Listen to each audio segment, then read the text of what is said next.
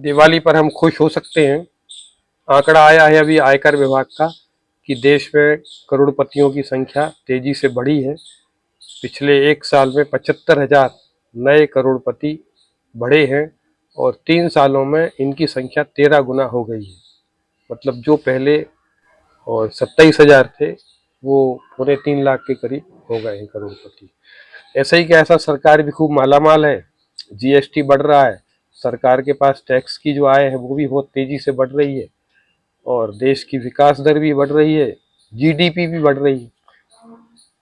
इसलिए अर्थव्यवस्था का आंकड़ों में अच्छा चित्र नजर आ रहा है। पर दूसरी तरफ एक आंकड़ा और है कि देश में जो शहरी क्षेत्र में जो रोजगार है वो कम हो गए। मतलब करीब 6 करोड़ लोग शहर से काम छोड़ करके वापस गांव में चले गए। इसको बोलते रिवर्स माइग्रेशन।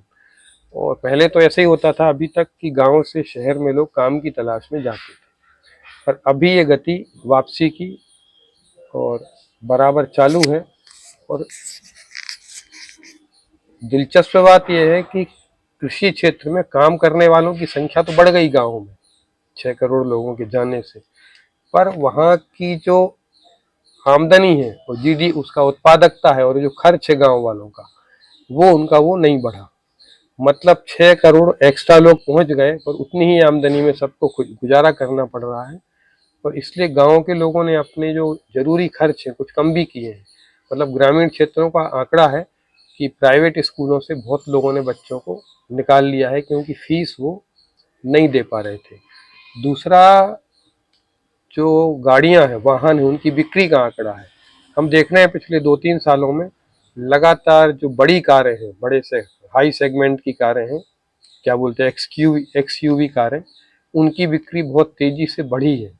लेकिन दूसरी ओर आम आदमी की जरूरत के जो दुपहिया हैं जैसे स्कूटर हैं या मोटरसाइकिलें हैं, इनकी बिक्री कम हो गई है।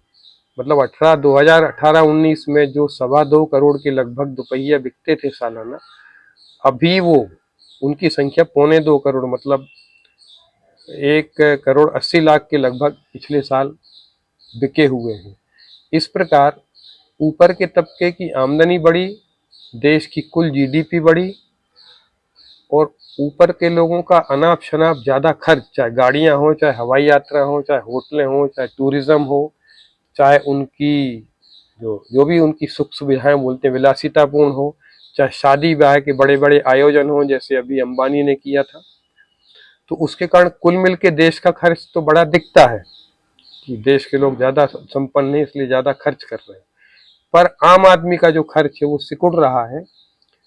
क्योंकि हमारी जो आज की अर्थव्यवस्था है वो आम आदमी की आमदनी को और उनके आगे बढ़ने के मौकों को कम करती है और ऊपर के लोगों को आगे बढ़ने के मौके बढ़ाती है।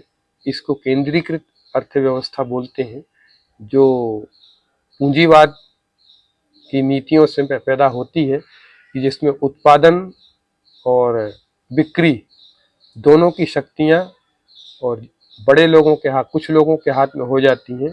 मतलब एक आदमी पूरे देश में सोने के आभूषण बेचेगा, एक आदमी पूरे देश में चड्डी बनियान बेचेगा, एक आदमी पूरे देश के लोगों को आटा खिला देगा। इस प्रकार कुछ कंपनियां ही सभी क्षेत्रों में अपना एकाधिकार जब जमा लेती हैं तो बाकी जनता या तो मजदूर या उन पर आश्रित उनके नौकरी पेशे होते हैं और स्वाभाविक रूप से ये व्यवस्था शोषण को जन्म देती है क्योंकि लाभ का बड़ा हिस्सा उस मालिक के पास जाता है। नीचे वाले तो केवल मजबूरी के नाम पर जो ले पाते हैं वही ले पाते हैं।